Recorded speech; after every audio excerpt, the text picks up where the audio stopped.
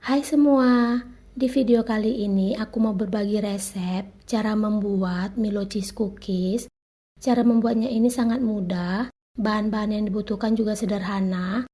Cookies ini cocok banget buat temani waktu santai kita bersama keluarga. Nah, apa aja bahan-bahannya dan bagaimana cara aku membuatnya? Langsung ditonton aja videonya sampai dengan selesai ya.